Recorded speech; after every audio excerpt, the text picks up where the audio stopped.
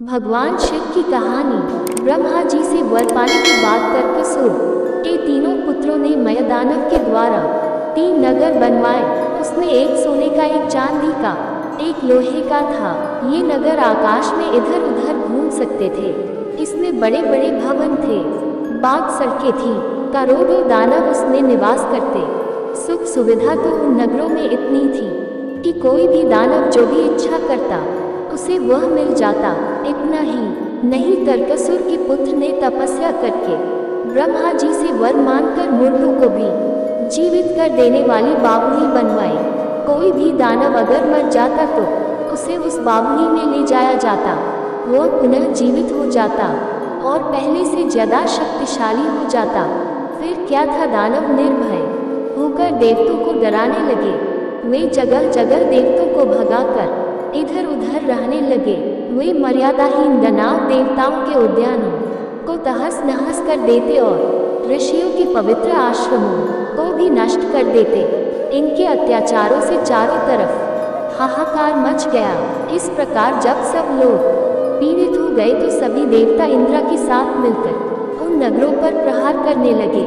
किंतु ब्रह्मा जी के वर के प्रभाव से सब असुर पुनः जीवित हो जाते थे। सभी देवता मिलकर ब्रह्मा जी के पास गए। ब्रह्मा जी ने देवताओं को बताया कि भगवान शिव के अलावा आपको कोई भी इस समस्या से नहीं निकाल सकता।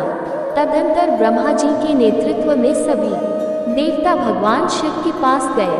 भगवान शिव शरणवनों को अभयदान देने वाले हैं। तेज राशि पार्वती जी के पति भगवान शिव के दर्शन पाकर सभी देवताओं ने सर झुककर प्रणाम किया। भगवान शिव ने आशीर्वाद स्वरूप कहा, कहिए आप सबकी क्या इच्छा है। भगवान शिव की आज्ञा पाकर देवताओं ने भगवान शिव की स्तुति की और कहा, हम मन वाणी कर्म से आपकी शरण में हैं, आप हम पर कृपा करें। भगवान शिव ने प्रसन्न होकर कहा, आप सब भय रहित होकर कहिए मैं आपका क्या कार्य करूं। इस प्रकार जब महादेव जी ने देवताओं को अभयदान दे दिया तब ब्रह्मा जी ने हाथ जोड़कर कहा, सर्वेश्वर आपकी कृपा से प्रजापति के पद पर प्रतिष्ठित होकर मैंने दानवों को एक वर दे दिया था, जिससे उन्होंने सब मर्यादाओं को तोड़ दिया। आपके सिवा उनका कोई वध नहीं कर सकता।